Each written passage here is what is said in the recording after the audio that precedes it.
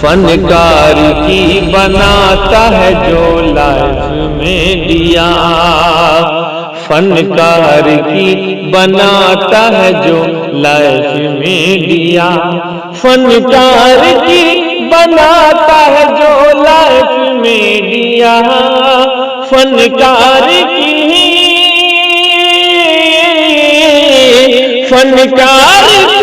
بناتا ہے جو لائف میں دیا، عمران بھائی کا ہے وہ بس کیف میں دیا، عمران بھائی کا ہے وہ بس جی کیف میں دیا، کیف میں دیا، کیف میں دیا۔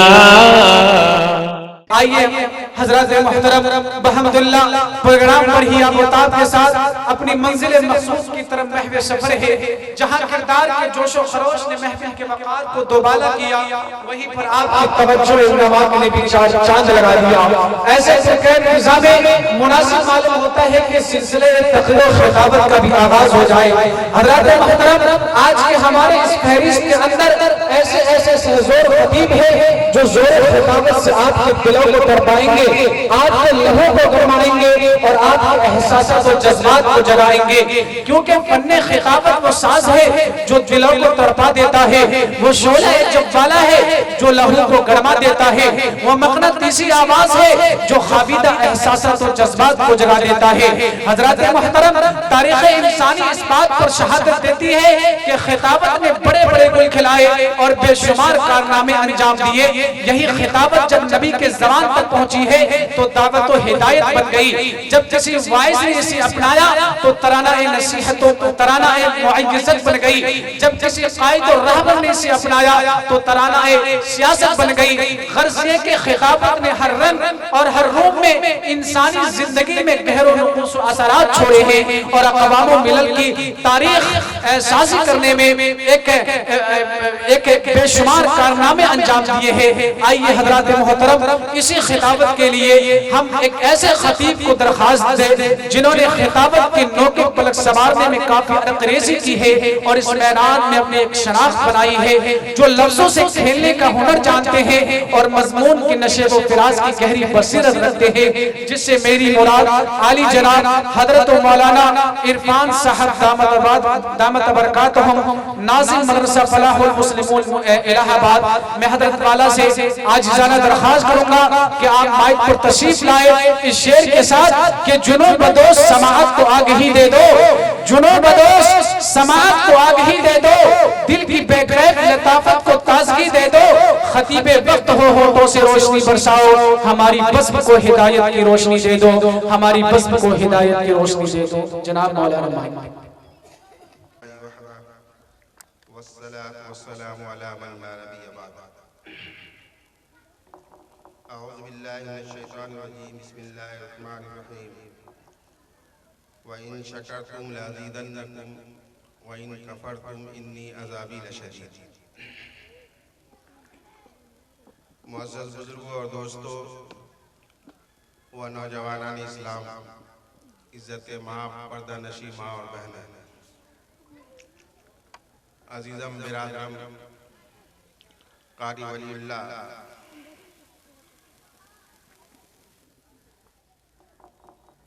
کی دعوت پر حاضری ہوئی اور الحمدللہ تمام مقررین حضرات تشریف لا چکے ہیں،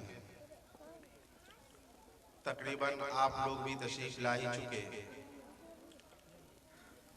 آج کا یہ جلسہ یقیناً بارونق ہے۔ اللہ تعالی ہم سب کو سننے کی، سمجھنے کی، عمل کی توفیق عطا فرمائے۔ اس وقت مجمع یقیناً اخلاص کی بنیاد پر جمع ہوا ہے اور سننا، عمل کرنا ہماری ذمہ داری ہے۔ شاعر نے کہا ہے کہ رات بھر جم کی تقریریں ہوتی رہی، خوب مجمع تھا پنڈال میں بھیڑ تھی، لوگ آئے سنے پھر اٹھے چل دیے، ایسے مجمع لگانے سے کیا فائدہ؟ ایک بارات سج دھج کی نکلی تو ہے، نقش و نغمہ بھی ہے، زیب و زینت بھی ہے، نوشا کا اس میں پتہ ہی نہیں، ایسے بارات لانے سے کیا فائدہ؟ خوب نعرے لگاتے رہے چیخ کر، ہم بھی عشق نبی میں گرفتار ہیں، وقت آیا عمل کا تو کترا گئے، ایسے نعرے لگانے سے کیا فائدہ؟ معزز بزرگوں اور دوستوں، آج ہم جس حالات سے دو چار ہیں، اس میں نہ انسان کو گھبرانے کی ضرورت ہے اور نہ پریشان ہونے کی ضرورت ہے۔ اللہ پاک نے قرآن مقدس میں ارشاد فرمایا وَإِن شَكَرْتُمْ لَأَزِيدَنَّكُمْ وَإِن كَفَرْتُمْ إِنِّي عَذَابِي لَشَدِيدٌ۔ اے انسانوں، اگر تم نعمتوں پر میرا شکر ادا کرو گے تو ہم تمہاری نعمتوں کو بڑھاتے رہیں گے، وَإِن كَفَرْتُمْ، اور اگر تم نے میری نعمت کا انکار کیا تو انی عذابی لشدید، میرا عذاب بہت سخت ہے۔ الحمدللہ ہم ایمان والے ہیں، اللہ نے ایمان کی دولت سے سرفراز فرمایا، آقا مدنی سرور کونین امام الانبیاء جناب محمد رسول اللہ صلی اللہ علیہ وسلم کے امت میں پیدا فرمایا۔ ہمیں فخر ہے کہ ہم امت ہے جناب محمد رسول اللہ صلی اللہ علیہ وسلم کی۔ حضور علیہ السلام کی امت میں آنے کے لیے انبیاء کرام نے دعائیں کی تھی، لیکن ہم نے دعائیں نہیں مانگی، لیکن اللہ نے جناب محمد رسول اللہ صلی اللہ علیہ وسلم کی امت میں پیدا فرمایا۔ جب ہم تاریخ کے اوراق کو الٹاتے ہیں اور آج سے 1450 سال پہلے کے حالات کو دیکھتے ہیں تو جناب محمد رسول اللہ صلی اللہ علیہ وسلم کے 23 سالہ نبوی زندگی، نبوت والی زندگی ہے، جو 13 سال مکی زندگی ہے اور 10 سال مدنی زندگی ہے۔ لیکن جب ہم حالات کو دیکھتے ہیں اور ہمیں اس بات کو سمجھنا ہوگا اور دل کی گہرائی سے اس بات کا اقرار بھی کرنا ہوگا کہ حقیقت میں جتنے حالات مکی زندگی میں آئے اتنے حالات آج ہمارے ساتھ نہیں ہیں۔ ہم جب بھی ہمارے اوپر حالات آتے ہیں یا حالات آئیں گے یا آنے والے وقت میں وہ حالات میرے ساتھ ہوں گے، تو جب ہمارے پاس ایک شیشہ موجود ہے، ہمارے پاس ایک آئین موجود ہے، ہمارا ایک رہنما ہے، وہ رہنما ہے آقا مدنی جناب محمد رسول اللہ صلی اللہ علیہ وسلم کی ذات اقدس، تو ہم اس آئینہ میں سنورنا بھی جانتے ہیں، اس آئینہ میں بننا بھی جانتے ہیں۔ ہم دیکھتے ہیں مکی زندگی کو تو آقا مدنی جناب محمد رسول اللہ صلی اللہ علیہ وسلم پر بہت سارے مشکل حالات آئے، حضور علیہ السلام نے صبر سے اس کا مقابلہ کیا۔ صحابہ کرام پر جب بھی حالات آتے تھے، حضور علیہ السلام کے صحابہ ہیں اور صحابیات ہیں، جب بھی حالات آتے تھے وہ محمد رسول اللہ صلی اللہ علیہ وسلم کی سیرت کا مطالعہ کرتے تھے اور حالات کا مقابلہ سنت نبی کے مطابق کیا کرتے تھے۔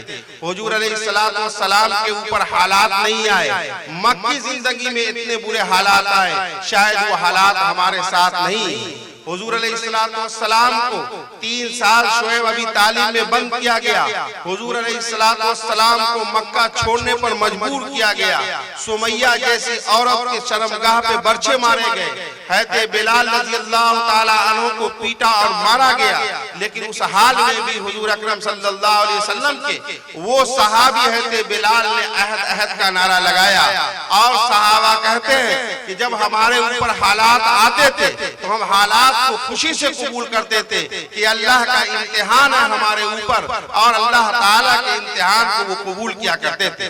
حضور علیہ السلام کی مدنی زندگی 10 سال کی ہے، جب ہمارے اوپر حالات آئے تو ہم مدنی زندگی کا مطالعہ کریں، جب ہم مطالعہ کریں گے تو حالات سے نہیں گھبرا سکتے۔ حالات کا آنا جانا یہ کوئی بہت بڑا معاملہ نہیں ہے، معاملہ یہ ہے کہ جب ہمارے اوپر حالات آئیں تو ہم محمد رسول اللہ صلی اللہ علیہ وسلم کی سیرت طیبہ کا مطالعہ کریں۔ حضور علیہ السلام کے جان نثار صحابی سیدنا ابو بکر صدیق رضی اللہ تعالیٰ عنہ کیا انہوں نے قربانی نہیں دی؟ حضرت ابو بکر صدیق رضی اللہ تعالیٰ عنہ کے ساتھ حالات آئے اور حضرت ابو بکر صدیق رضی اللہ تعالیٰ عنہ نے جناب محمد رسول اللہ صلی اللہ علیہ وسلم کو اس غار میں لے کر چھپے ہوئے ہیں جہاں پر خطرات بے شمار ہیں، اور حضور علیہ السلام کے سسر بھی ہیں سیدنا ابو بکر صدیق رضی اللہ تعالیٰ عنہ، اور حضرت ابو بکر صدیق رضی اللہ تعالیٰ عنہ کی صاحبزادی روز کھانا لے کر کے حضرت حضور اکرم صلی اللہ علیہ وسلم کی خدمت میں حاضر ہوتی ہیں۔ جتنی جان پہچانی اور جتنی قربانی حضور اکرم صلی اللہ علیہ وسلم کے لیے ابو بکر نے دی ہے شاید کسی نے نہیں دی۔ یہی تو وجہ ہے کہ حضور اکرم صلی اللہ علیہ وسلم نے فرمایا تھا کہ ابو بکر میں تمام صحابیوں کا بدلہ دے چکا، لیکن اے ابو بکر تمہارا بدلہ اللہ ہی دے سکتا ہے اور اللہ ہی تم کو بدلہ دے گا۔ حضور علیہ السلام کے پاس حضرت ابو بکر جیسے صحابی ہیں، سیدنا عمر جیسے صحابی ہیں۔ ابو بکر کی بیٹی روز محمد رسول اللہ صلی اللہ علیہ وسلم کے کھانا لے کر جاتی ہے۔ ابو جہل پتہ لگاتا ہے کہ محمد ابن عبداللہ کہاں چھپا ہوا ہے، اگر وہ مل جائے تو اس کو شہید کر دیں گے، لیکن وہ ابو جہل حضرت ابو بکر صدیق رضی اللہ تعالیٰ عنہ کی خدمت میں جاتے ہیں اور گھر پر دستک دیتے ہیں۔ بیٹی باہر نکلتی ہے، حضور علیہ السلام کا پتہ ابو جہل پوچھتا ہے، اے ابو جہل یہ پوچھتا ہے اسماء بتا محمد کہاں چھپے ہوئے ہیں؟ حضرت اسماء بتاتی ہیں کہ اگر میں جھوٹ بولتی تو ایمان خطرے میں تھا، اور اگر صحیح بتا دیتی کہ محمد رسول اللہ صلی اللہ علیہ وسلم فلاں جگہ چھپے ہوئے ہیں تو حضور کا جان خطرے میں تھا۔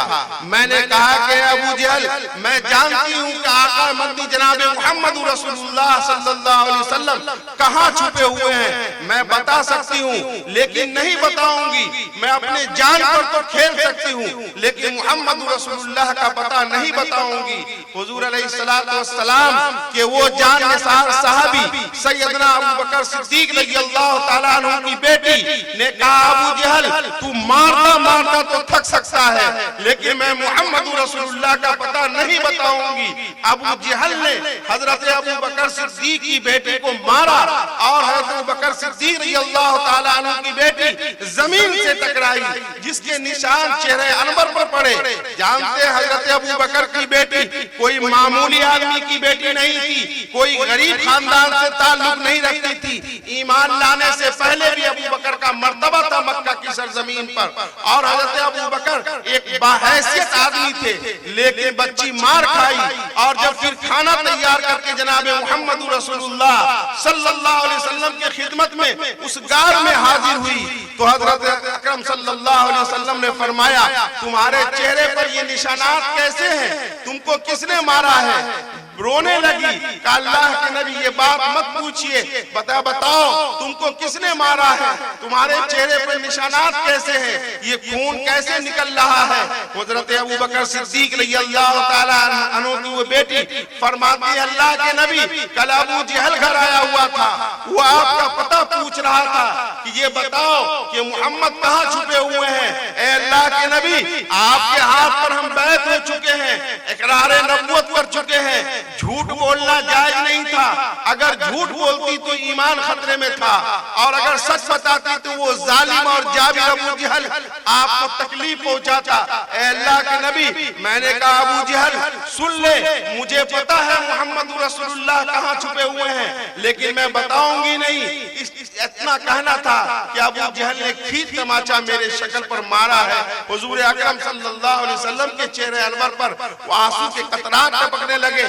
کہا اسماء ابو بکر کے خاندان جنت میں جائیں گے اور بغیر حساب کتاب کے جنت میں جائیں گے۔ جنت میں کسی دروازے سے آواز آئے گی نمازی کے آنے کی، کسی دروازے سے آواز آئے گی روزہ دار کے آنے کی، کسی دروازے سے آواز آئے گی حاجی لوگوں کو آنے کی۔ لے ابو بکر تو وہ شخص ہے کہ جنت کا ہر دروازہ آواز دے گا کہ ابو بکر جس دروازے سے چاہے جنت میں داخل ہو جائے۔ حضرت ابو بکر صدیق رضی اللہ تعالیٰ عنہ نے وہ قربانی دی۔ آپ کو پتا ہے کہ وہ صحابیات بھی تھی جو اپنے بچوں کو پرورش اس لیے کیا کرتی تھی کہ اگر محمد رسول اللہ صلی اللہ علیہ وسلم پر آنچ آ جائے، حضور اکرم صلی اللہ علیہ وسلم کو لڑائیوں میں ضرورت ضرورت پڑے تو میرے یہ بچے ساتھ دیں گے۔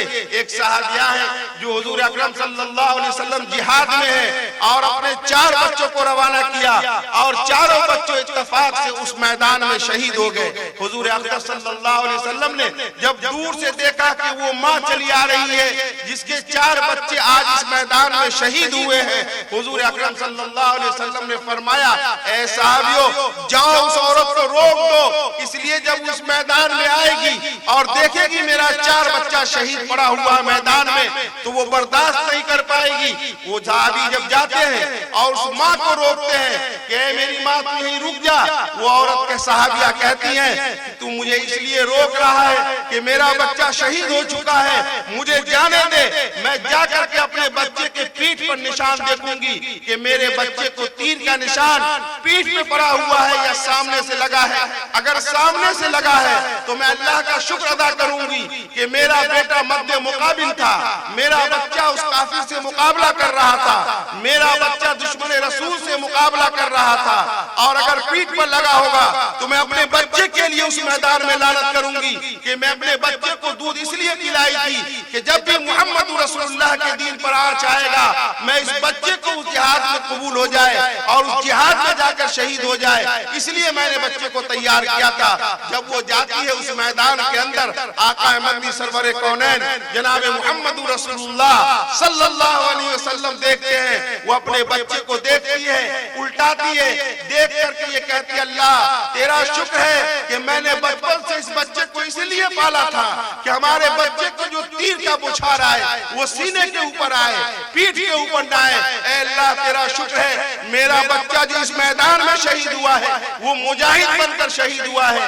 میرا بچہ جو شہید ہوا ہے محمد رسول اللہ کا دیوانہ بن کر شہید ہوا ہے، ڈر کے مارے اس میدان سے بھاگا نہیں کہ پیٹھ پر نشان ہوتے، سجدہ شکر ادا کیا تھا۔ آج ہمیں بھی اپنے بچوں کو یہ تربیت دینا ہوگا، آج ہمیں بھی اپنے بچوں کو یہ سمجھانا ہوگا کہ جب بھی دین پر آنچ آ جائے تو یاد رکھنا تم صحابہ والا کام کرنا ہوگا، تمہیں صحابہ والا جذبہ پیدا کرنا ہوگا، تمہیں صحابہ والا ایمان پیدا کرنا ہوگا۔ حضور اکرم صلی اللہ علیہ وسلم کو اللہ نے رحمت للعالمین بنا کر دنیا میں بھیجا تھا۔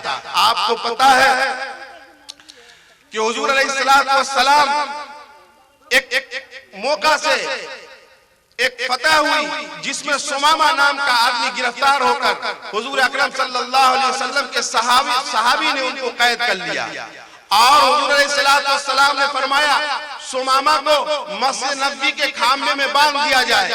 سمامہ اس وقت محمد رسول اللہ کا قاتل بن کر آیا تھا اور اس جہاد میں وہ انعام حاصل کرنے کے لیے آیا تھا کہ حضور علیہ السلام کو شہید کر دیا جائے یا حضور علیہ السلام کو تکلیف پہنچائی جائے، اور اس میں وہ کامیاب نہیں ہو سکا، اور اتفاق ایسا کہ صحابہ کرام نے سمامہ کو قید کر لیا۔ سمامہ کو قید کرنے کے بعد حضور علیہ السلام نے فرمایا سمامہ کو سامنے والے خیمے میں باندھ دیا جائے۔ حضور علیہ السلام مسجد نبوی میں تشریف لاتے ہیں، سمامہ اس خیمے سے باندھا ہوا ہے، حضور علیہ السلام دیکھ کر سمامہ کو مسکراتے ہیں، سمامہ بھی محمد رسول اللہ صلی اللہ علیہ وسلم کو دیکھ کر مسکراتا ہے۔ ایک وقت آیا کہ اللہ کے نبی نے فرمایا عمر سمامہ کے ہاتھ کی رسی کو ڈھیل کر دو، کمر کی رسی کو ڈھیل کر دو اور اس کا خیال رکھنا۔ یہی عرصہ 2-3 دن گزر گیا، ایک وقت آیا کہ حضور اکرم صلی اللہ علیہ وسلم نے فرمایا سمامہ کو قید سے چھوڑ دیا جائے، سمامہ اپنے گھر واپس چلا جائے، لیکن سیدنا عمر رضی اللہ تعالیٰ عنہ نے فرمایا اللہ کے نبی سمامہ کے سر کو تن سے جدا کر دیں گے، اس لیے کہ یہ گستاخ رسول بن کر آیا تھا، اور جو گستاخ رسول بن کر آئے اور قید ہو کر کے آئے اس کے اوپر قتل واجب ہے، ہم اس کو قتل کریں گے۔ اللہ کے نبی نے فرمایا عمر یہ میرا حکم ہے، سمامہ کو چھوڑ دو، جانے دو یہ اپنا گھر واپس چلا جائے۔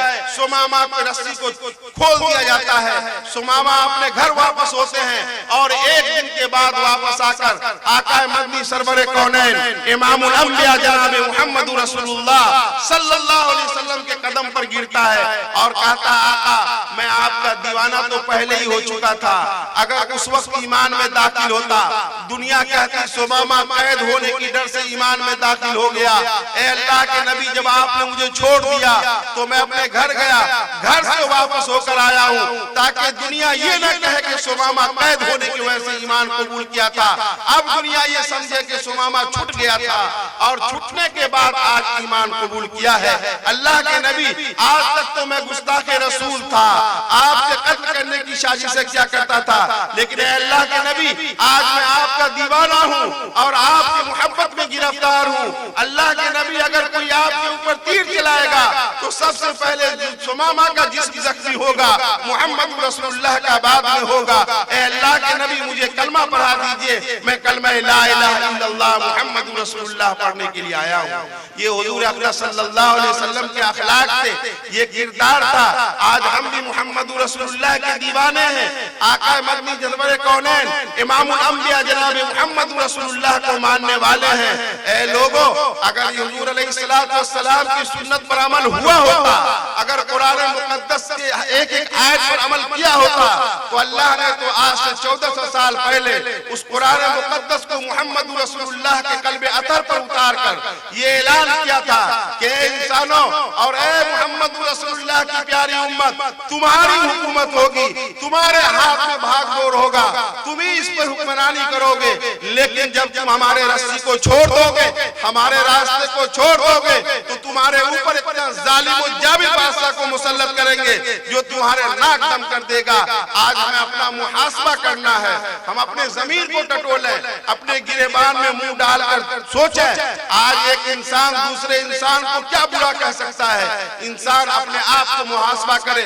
हम अपने माँ बाप को नहीं समझा सकते, हम अपने बच्चों को नहीं समझा सकते। मेरा बच्चा मेरे डडीर से बाहर है, मेरी माँ मेरे डडीर से बाहर है, लेकिन हम अपने आप को संभाल सकते हैं, अपना मुहासबा कर सकते हैं।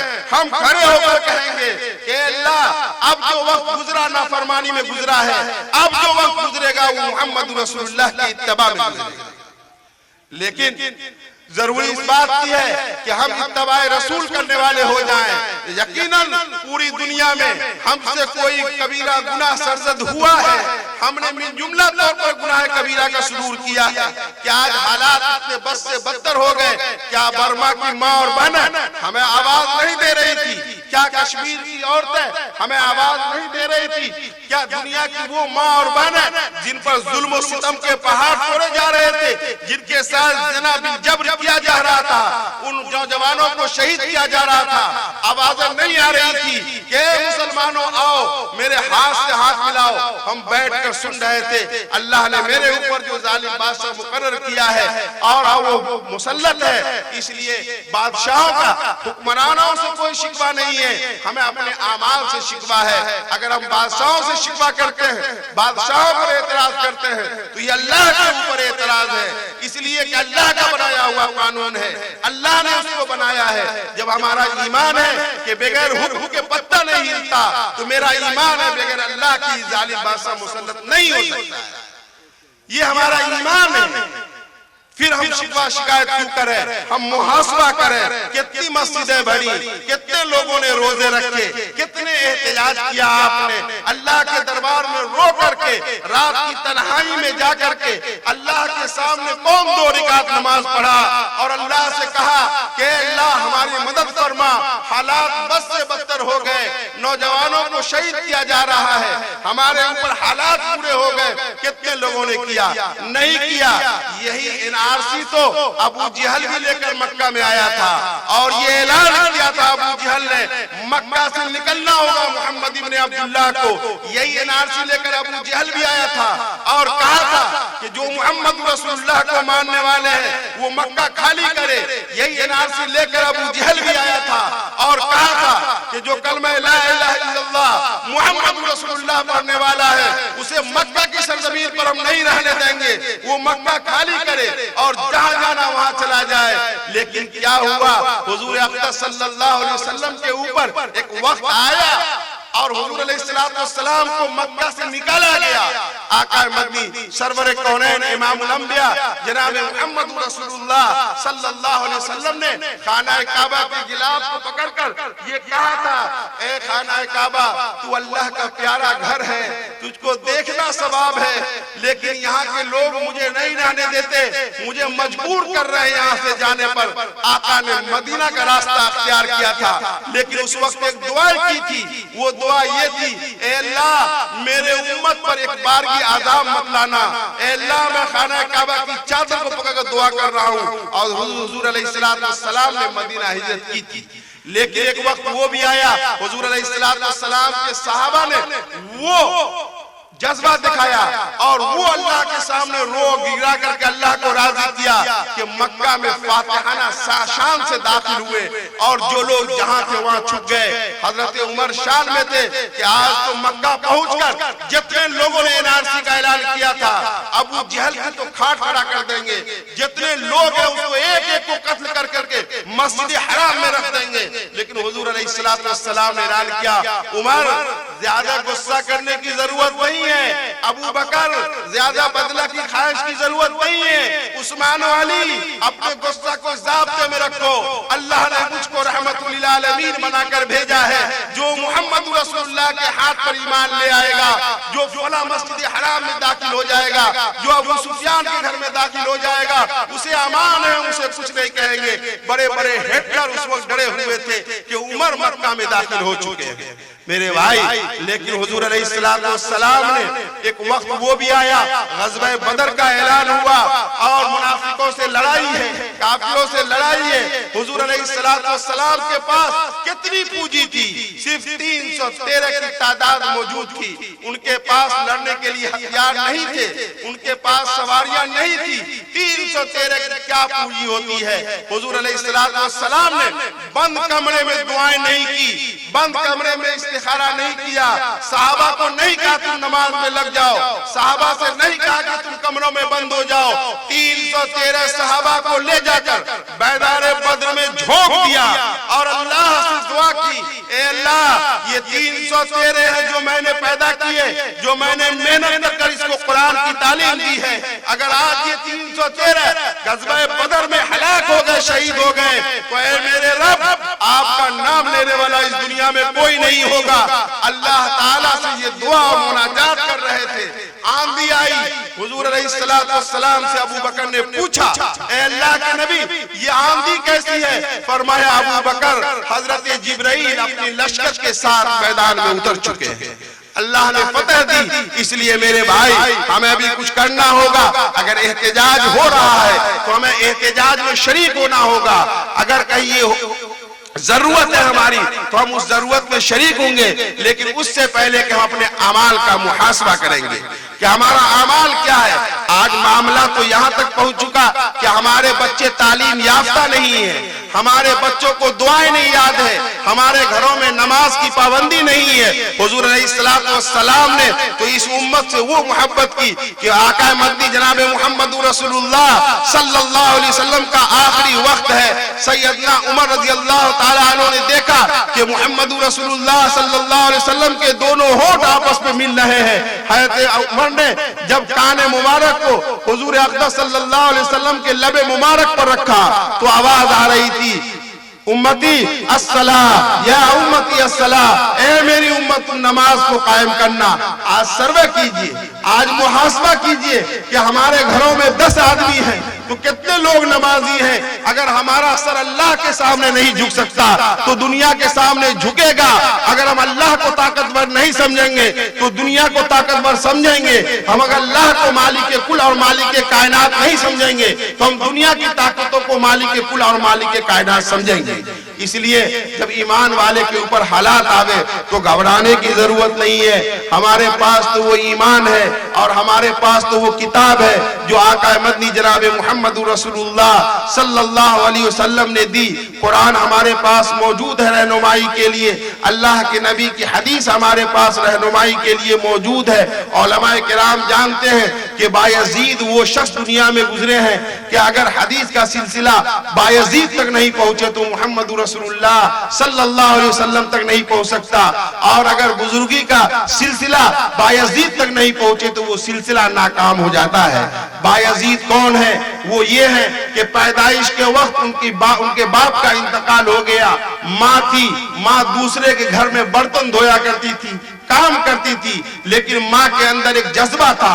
वो जज्बा ये था कि हम अपने बच्चे को वली कामिल बनता हुआ देखना चाहते हैं। माँ ये चाहती थी कि हमारा बेटा वली कामिल बन जाए। माँ ये चाहती थी कि हमारे बेटे के अंदर कुरान का हिफ्ज हो जाए। माँ ये चाहती थी कि हमारा बेटा आलिम कुरान हो जाए।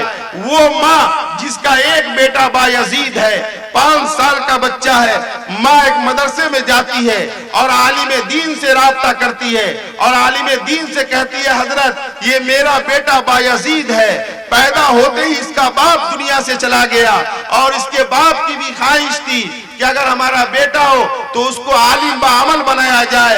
हजरत आपकी सरपरस्ती में मैं अपने इस बच्चे को देना चाहती हूँ, आप इसको वली कामिल बना दीजिए। और हजरत एक बात आपसे करनी है, वो ये है कि मेरा बेटा जब तक वली कामिल न बन जाए आप इसको वापस मत कीजिएगा, मेरे घर ये ना आए जब तक ये तरबियत याफ्ता न हो जाए। हजरत ने फरमाया, बहन तूने सवाल बहुत लंबा कर दिया और जिम्मेदारी इतनी अहम दे दी है, जाओ तुम अपने घर, तुम दुआओं से मेरा साथ देना और दुआओं से मेरा हिम्मत बढ़ाना। बायजीद मदरसे में पढ़ने लगे, बायजीद की तालीम शुरू हुई और तालीम जब शुरू हो गई तो एक वक्त वो भी आया कि बच्चा अपनी माँ को देखने के लिए परेशान हो गया।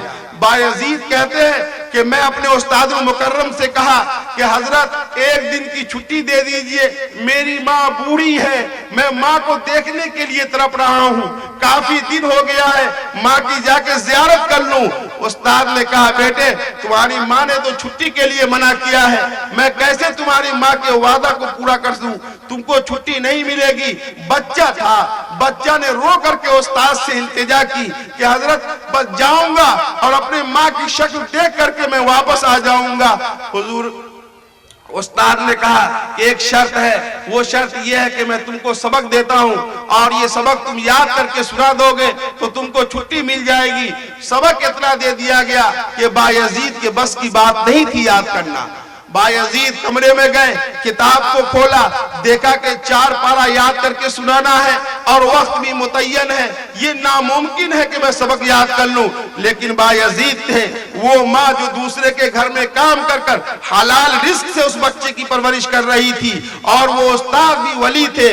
उस बच्चे ने कहा कि मेरी माँ कहती थी कि जब भी कोई हालात आए अल्लाह से मांगा करो, अल्लाह उस चीज को पूरा करता है। और उस्ताद भी यही बात कहते हैं कि उस्ताद से मांगा करो, अल्लाह से मांगा करो, अल्लाह पूरा करते हैं। बच्चे ने 2 रकात नमाज पढ़ी, अल्लाह से दुआ की, ए अल्लाह, ए बारे अल्लाह, तू जानता है कि माँ की मोहब्बत है और माँ से मुलाकात करने को तबीयत चाह रही है, उस्ताद छुट्टी दे नहीं रहे, ए अल्लाह इस सबक को याद करा दे ताकि उस्ताद को सुना दूं और वो छुट्टी दे दे। बच्चा नमाज से फारिग होता है और सबक याद करना शुरू करता है। वक्त से पहले बायजीद उस सबक को याद कर लेते हैं और अपने माँ को उस्ताद के पास जाते हैं और उस्ताद से कहते हैं, हजरत सबक सुन लिया जाए।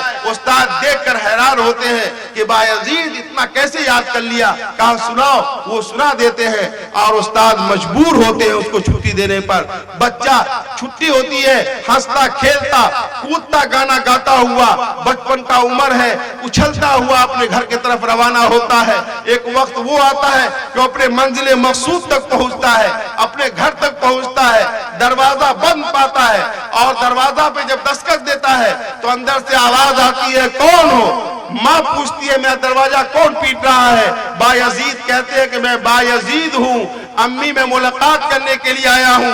माँ कहती है, ये मेरा बायजीद नहीं हो सकता, मैंने तो बायजीद को पढ़ने के लिए भेजा था और उस्ताद से ये बात हो चुकी थी कि जब तक ये वली कामिल नहीं बनेगा वापस नहीं जाएगा। नहीं नहीं नहीं, ये मेरा बायजीद नहीं हो सकता। बायजीद वहीं से मदरसा के लिए वापस हो जाते हैं, रास्ता में रोते हुए अपने घर पर मदरसा पहुंचते हैं। उस्ताद पूछते हैं, बायजीद तुम बहुत जल्द वापस आ गए, क्या मामला है? बच्चा रोता है, चीख मार कर अपने उस्ताद के पास रोता है, कहता हजरत माँ ने दरवाजा नहीं खोला, मुलाकात करने से माँ ने इनकार कर दिया और कहा कि ये मेरा बायजीद नहीं है, मैं दरवाजा से वापस आ गया।